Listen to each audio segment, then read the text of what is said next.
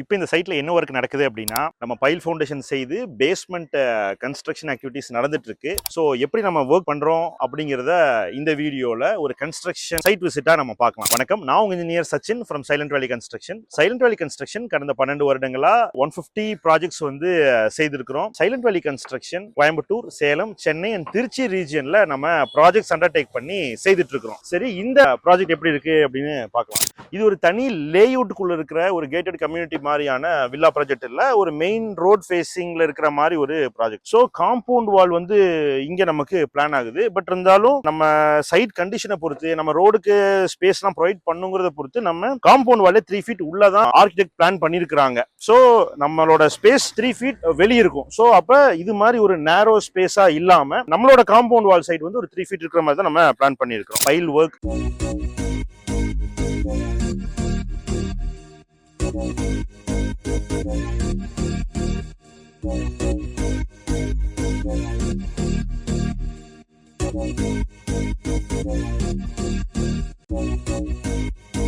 File ஒர்க்குக்கு மேல file gap work complete ஆயிட்டு அதுக்கு மேல இந்த பிளிந்த் பீம் ஒர்க்கும் கம்ப்ளீட் ஆயிருந்துச்சு. இப்போ நம்ம காலம் ரைசிங் அப் டு பேஸ்மெண்ட் செய்திருக்கிறோம். பேஸ்மெண்டோட பிரிக் ஒர்க் நமக்கு 3 ஃபீட் அண்ட் எபோவ் வருது அப்படின்னு சொன்னா நம்ம வந்து தனியா காலம் பாக்ஸ் போட்டு கான்கிரீட் செய்துட்டு அதுக்கப்புறம் பிரிக் ஒர்க் பண்றதுதான் அட்வைசபிள். ஒருவேளை நம்ம பேஸ்மெண்ட் வந்து அவ்வளவு பெரிய உயரமா இல்ல அப்படின்னு சொன்னா நம்ம பிரிக் ஒர்க் செய்துட்டு அப்புறம் கூட நம்ம இந்த காலம் கான்கிரீட்டிங் காஸ்டிங் செய்திருக்கலாம். இப்போ கன்னி பேக்ஸ், இப்போ வந்துட்டு கியூரிங்காக நம்ம இந்த கன்னி பேக் போட்டிருக்கிறோம். இது எப்பவுமே அவசியமா அப்படின்னா நம்ம இமிடியேட்டா பிரிக் ஒர்க்கை செய்திருவோம் அப்படின்னா, இன்னைக்கு காலம் காஸ்டிங் செஞ்சிருக்கிறோம், நாளைக்கே நம்ம வந்து பிரிக் ஒர்க்கை ஸ்டார்ட் பண்ணிடுவோம் அப்படின்னா கண்டிப்பா இது அவசியப்பட்டிருக்காது. ஏன்னா இமிடியேட்டா பிரிக் ஒர்க் வரப்போகுது, ஜாயின் ஆக போகுது, உடனே கியூரிங் நடந்துட்டு இருக்கும். பட் இந்த சைட்ல நம்ம காலம் கான்கிரீட் பண்ணிட்டு இமிடியேட்டா ஃப்ளை ஆஷ் பிரிக்ஸ் எல்லாம் சைட்டுக்கு வராதால கொஞ்சம் டிலே ஆகி தான் நடந்துட்டு இருக்கு ஒர்க். மெட்டீரியல் அவைலபிலிட்டி இல்லாதால அதனால நம்ம ஜூட் பேக்ஸ், கன்னி பேக்ஸ் போட்டு நம்ம கியூரிங் ஒர்க் ப்ராக்ரஸ் பண்ணிட்டு இருக்கிறோம். நம்ம எல்லா சைட்லயுமே சஜஸ்ட் பண்றது பேஸ்மெண்ட் பிரிக் ஒர்க்குக்கு வந்து ஃப்ளை ஆஷ் பிரிக் தான் சஜஸ்ட் பண்றோம். ரெட் பிரிக்ஸ் போக கூடாது அப்படின்னா போலாம், பட் அதோட வாட்டர் அப்சார்ப்ஷன் லெவல் வந்து கொஞ்சம் அதிகமாவே இருக்கும். சோ அதனால நம்ம ஃப்ளை ஆஷ் வந்து பேஸ்மெண்ட்டுக்கு அட்வைசபிள். நீங்க சூப்பர் ஸ்ட்ரக்சர் ஒர்க்குக்கும், அதாவது மேல கட்ட போற பில்டிங்க்குமே ஃப்ளை ஆஷ் போறதுனாலும் போலாம், காஸ்ட் எஃபெக்டிவா இருக்கும், நல்ல குவாலிட்டியான பொருள் தான். பட் இந்த ப்ராஜெக்ட்ல நம்ம வயர் கட் ரெட் பிரிக்ஸ் தான் போறோம். இந்த ப்ராஜெக்ட்ல நம்ம பேஸ்மெண்ட் பிரிக் ஒர்க் செய்துட்டு பிளாஸ்டரிங் பண்ணிட்டு அதுக்கப்புறம் நம்ம பிட்டுமன் கோட்டிங், அதாவது இந்த பிளாக் கலர் தார் கோட்டிங் பண்றது தான் பிளானா இருந்துச்சு. யூசுவலா நம்ம என்ன பண்ணுவோம்னா பிளிந்த் பீமுக்கு அப்புறம் பிரிக் ஒர்க் செய்திருவோம், பிரிக் ஒர்க்கு அப்புறம் பிளாஸ்டிக் செஞ்சுட்டு மொத்தமா நம்ம பிட்டுமன் கோட் பண்ணுவோம். பட் இங்க நமக்கு வந்துட்டு மறுபடியும் இன்னொரு கிணறு எடுக்க வேண்டியது இருந்துச்சு. ஸோ அதோட எக்ஸஸ் ஆயில் சைட்டை சுத்தி நம்ம செட் பேக் தாண்டி வெளியே நியர்பை சைட்ல எல்லாம் நம்ம கிராவல டம்ப் பண்றக்கூடிய சான்சஸ் வந்து இங்க இல்ல. அதனால ஒவ்வொரு ஸ்டேஜுமே நம்ம ஃபில்லிங் பண்ணி ரைஸ் பண்ண வேண்டியதா இருந்துச்சு. ஸோ ஃபில்லிங் பண்றதுக்கு முன்னாடியே, ஸோ அதனால பீம் வரைக்கும் போய் நம்ம ஃபில் பண்ணிட்டோம். ஸோ அது வந்துட்டு நம்ம பிட்டுமன் கோட் செஞ்சுட்டு அப்புறம் நம்ம ஃபில் பண்ணிருக்கோம். ஒருவேளை நம்ம இப்ப ஃபில் பண்ண மாட்டோம், பிரிக் ஒர்க் எல்லாம் செய்துட்டு ஃபில் பண்ணுவோம்னா நம்ம ஒரே தடவையாவே கூட பிட்டுமன் கோட் பண்ணிருக்கலாம். ஸோ இது மாதிரி நீங்க ஃபில்லிங் பாதியா செய்ய வேண்டிய சூழ்நிலை இருக்கு அப்படின்னா இதெல்லாம் என்ஷூர் பண்ணிக்கங்க. ஒருவேளை பிட்டுமன் கோட் அடிக்கணும் அப்படின்னா ஃபர்ஸ்ட் பிட்டுமன் கோட் செய்துட்டு பண்றது அட்வைசபிள். சோ இது வரைக்கும் நம்மளோட பேஸ்மெண்ட் வரக்கு இருக்கு. இதுக்கு மேல கிரேட் பீம் செய்ய போறோம். அதுக்கு மேல நம்ம glass fibre reinforce rod use பண்ணி ஃபுல்லி ரெயின்ஃபோர்ஸ்டு ஸ்லாபா தான் இந்த பேஸ்மெண்ட் ஸ்லாபை செய்யறதுக்காக பிளான் பண்ணிருக்கோம். சோ இப்போ காலம் நம்ம கேஸ்ட் பண்ணிருக்கோம். காலம் கேஸ்ட் பண்ணதுக்கு அப்புறம் இங்க பிரிக் ஒர்க் பண்ண போறோம். சோ பிரிக் ஒர்க் இங்க அட்டாச் பண்ண போறோம் அப்படின்னா ஹாகிங் பண்ணி பண்றது அட்வைசபிள். ஏன் அப்படின்னா அப்பதான் பிரிக் ஒர்க்கோட மாட்டரும் இந்த காலமும் பாண்ட் ஆகும். சோ அதுக்கான ஆக்டிவிட்டி தான். இப்போ இங்க எல்லாம் ஜூட் பேக் இருக்கும்போது இங்க இல்ல, ஏன்னா இன்னைக்கு இந்த பிரிக் ஒர்க் செய்ய போறோம். சோ அப்ப செய்யும் போது அதை வச்சுட்டே செய்யறதும் அட்வைசபிள் இல்ல. அதனால இங்க எல்லாம் பிரிச்சாச்சு. நெக்ஸ்ட் பிரிக் ஒர்க் இங்க ப்ராக்ரஸ் ஆயிட்டு இருக்கு. சோ காலத்தோட ரெயின்ஃபோர்ஸ்மெண்ட் எல்லாமே இந்த ஸ்ட்ரக்சருக்கு இது மாதிரி செய்யலாம், நீங்க வந்து 10 ராடு போடலாம், 8 ராடு போடலாம் அப்படின்னு சொல்லி ஒரு ஸ்ட்ரக்சரல் இன்ஜினியரா இருந்துட்டு நான் அப்படி எல்லாம் சொல்லிட முடியாது. சோ இந்த ப்ராஜெக்ட்லயும் இங்க வந்து ஒரு 20 காலம் இருக்குன்னா ஒவ்வொரு காலமும் வேற வேற ரெயின்ஃபோர்ஸ்மெண்ட் டீடைல், வேற சைஸ் ஆஃப் காலம் இருக்கும். ப்ராப்பரா நம்ம ஸ்ட்ரக்சரல் டீடைலிங் செய்துட்டு அந்த டிராயிங்ஸ் படி ஒர்க் பண்றதுதான் நல்லது. ஒரு ஸ்ட்ரக்சருக்கு இருக்கிற மாதிரி இன்னொரு ஸ்ட்ரக்சருக்கு டிராயிங் வர போறது இல்ல, ஸ்டீல் ரெக்வயர்மெண்ட்டோ இருக்க போறது இல்ல. ஏன் இந்த ஒரே ப்ராஜெக்ட்லயே ஒவ்வொரு லொகேஷனுக்கும் வேற காலம் டீடைலிங் நம்மளுக்கு தேவைப்பட்டிருக்கு. இப்போ பிளிந்த் பீம் நம்ம ஃபினிஷ் பண்றோம் அப்படின்னு சொன்னா இப்போ நம்ம இது வந்து பிளிந்த் பீம் கான்கிரீட் இதுல செய்திருக்கிறோம். போத் சைட்ஸ் பிட்டுமன் கோட் செய்ய இருக்கிறத பார்க்க முடியுது. இப்போ எங்கெல்லாம் நம்ம பீம் பண்ணி டாப்பை கம்ப்ளீட் பண்றோமோ ஃபுல் ஏரியாவும் ஸ்கிராச் பண்றது அட்வைசபிள். அப்பதான் கிராக்ஸ் ஃபார்மேஷனை நம்ம அவாய்ட் பண்ண முடியும், இனிஷியலா பண்ற ஹேர்லைன் கிராக். இந்த பில்டிங்ல எல்லாத்தையும் நம்ம ஸ்கிராச் பண்ணிருக்கிறோம். உங்க ப்ராஜெக்ட்ல நீங்க வந்து எலிவேட்டர் லிஃப்ட் ப்ரொவிஷன் செய்றீங்க அப்படின்னு சொன்னா நம்ம லிஃப்ட் வெல் அதுக்கான பிளானிங்லாம் ஃபர்ஸ்டே ப்ரியரா பிளான் பண்ணியிருக்கணும். ஆக்சுவலா நம்ம ஒரு சைஸை அசியூம் பண்ணிட்டு நம்ம எல்லாம் செய்து முடிச்சுட்டு அதுக்கப்புறம் நீங்க ஒரு லிஃப்ட் மேனுஃபேக்சர் போகும்போது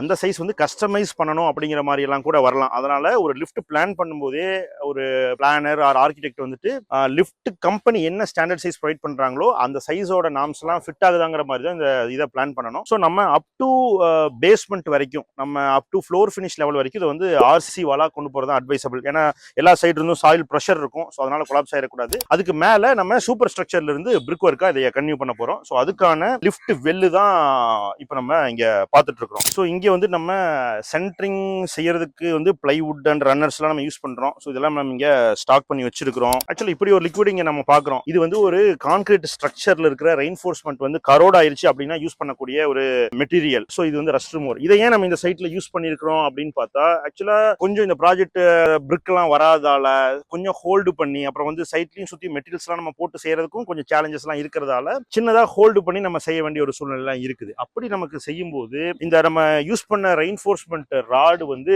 ஆக்சிடேஷன் யூஷுவல் ஆகும். நீங்க சைட்டு கொண்டு வந்து ஒரு புது ராடு வருது அப்படின்னா பிளாக் கலரா இருக்கும். பட் இமீடியட்டா ஒரு 2 டேஸ்க்குள்ளேயே அது வந்து ஆக்சிடேஷன் ப்ராசஸ் ஸ்டார்ட் ஆயிரும். அதாவது துருப்பிடிக்கிற மாதிரி ஆகும். பட் அது வந்து டாப் கோட் மட்டும் தான் அப்படி ஆகும். அது ஒரு இஷ்யூ கிடையாது. பட் நீங்க ஒரு 3 months 6 months வந்து ஒரு ப்ராஜெக்ட்டை ஹோல்டு பண்றீங்க அப்படின்னா அந்த ஆக்சிடேஷன் வந்து நெக்ஸ்ட் லெவல் ஆஃப் கரோஷனுக்கு போறக்க ஆரம்பிச்சிடும். இங்கேயும் அது மாதிரி சின்ன சின்ன கரோஷன் வந்து நம்ம ஃபீல் பண்ணதால ஸோ இந்த காலம் வரைக்கும் நம்ம இந்த ரஸ்ட் ரிமூவ் மாதிரி மெட்டீரியல் யூஸ் பண்ணி இது வந்து நம்ம கரோஷனை ரிமூவ் பண்ணியிருக்கிறோம். இது வந்து ஃபுல்லா ஸ்கிராப் பண்ணி நம்ம வயர் பிரஷ் யூஸ் பண்ணி ஸ்கிராப் பண்ணிட்டு அதுக்கப்புறம் இந்த லிக்விட் யூஸ் பண்ணி நம்ம க்ளீன் பண்ணணும். ஸோ உங்களுக்கு வந்து டிஃபரன்ஸ் தெரியுது. க்ளீன் பண்ண இடத்துல வந்து நியூ ராடு மாதிரியும் க்ளீன் பண்ணாத இடத்துல ஒரு மாதிரி ரஸ்டட் ராடா இருக்கு. இது வந்து இமீடியட்டா ஒவ்வொரு ஸ்டேஜுக்கும் நம்ம செய்ய முடியுமா அப்படின்னா பிராக்டிகலா அதெல்லாம் பாசிபிள் கிடையாது.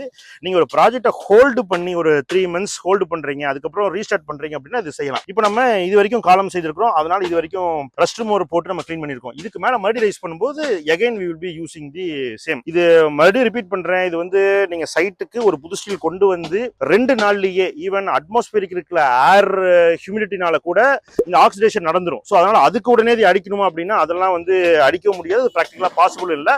பட் நீங்க ஒரு ப்ராஜெக்டை ஹோல்டு பண்ணி செய்றீங்க கம்பி எடுத்து ரஸ்ட் ஆகிறதுக்கு ஆரம்பிச்சிச்சு ரொம்ப நாளா யூஸ் பண்ணல அப்படின்னு சொன்னா தென் இது மாதிரி ப்ராசஸ் வந்து நம்ம செய்து இந்த ஒர்க்கை நம்ம கண்டினியூ பண்ணலாம். அதுதான் நல்லது. ஆக்சுவலி இந்த லொகேஷன்ல செப்டிக் டேங்க் வருது. அதுக்கான எக்ஸ்கவேஷன் செய்திருக்கிறோம். இனி இதுக்கு மேல வந்துட்டு நம்ம 3 சேம்பர்ட் செப்டிக் டேங்கா நம்ம செய்ய போறோம். ஸோ அதுவே ஒரு வகையான ஒரு பயாலஜிக்கல் செப்டிக் டேங்க் தான். ஸோ அதுதான் இங்க நம்ம பிளான் பண்ணிருக்கோம். ஆர்சிசி வாட்டர் டேங்க் வந்து நம்ம இப்போ இங்க நார்த் ஈஸ்ட் கார்னர்ல பிளான் பண்ணிருக்கிறோம். சுத்தி இப்போ பிரிக் ஒர்க் ஷோரிங்காக ஒரு சென்டரிங்காக நம்ம இந்த பிரிக் ஒர்க் செய்திருக்கிறோம். இனி அடுத்து உள்ள இருந்து ரெயின்ஃபோர்ஸ் செய்து நம்ம கான்கிரீட் செய்யணும். ஆக்சுவலா இந்த சைட்ல ஆல்ரெடி ஒரு எக்ஸிஸ்டிங் வெல் இருந்துச்சு. அந்த வெல்லை நம்ம அப்படியே ரீடைன் பண்ணலாம் அப்படிங்கிற ஐடியால தான் இருந்தாலும் நம்ம வெளியே வந்து பிரிக் ஒர்க் எல்லாம் பண்ணி இதுக்கப்புறம் நம்ம வந்து கான்கிரீட்டிங் ஒர்க் எல்லாம் செய்யலாம் அப்படின்னு சொல்லி பிளான் பண்ணியிருந்தோம். பட் இந்த காலம் ரைசிங்காக நம்ம இங்க ஒரு பைல் செய்ய வேண்டியதா இருந்துச்சு. ஸோ இந்த பைல் செய்யும் போதே என்னாச்சு அப்படின்னு சொன்னா யூஸ்வலா ஒரு பைலுக்கு தேவைப்படுற கான்கிரீட்டை விட அதிகமா இந்த பைல் வந்து கன்சியூம் பண்ணிட்டே இருந்துச்சு. அப்பவே நாங்க ஃபீல் பண்ணிக்கிட்டோம். ஸோ அந்த கான்கிரீட் வந்து கிணத்துக்கு அடியில் இருக்கிற ஹோலை தான் போய்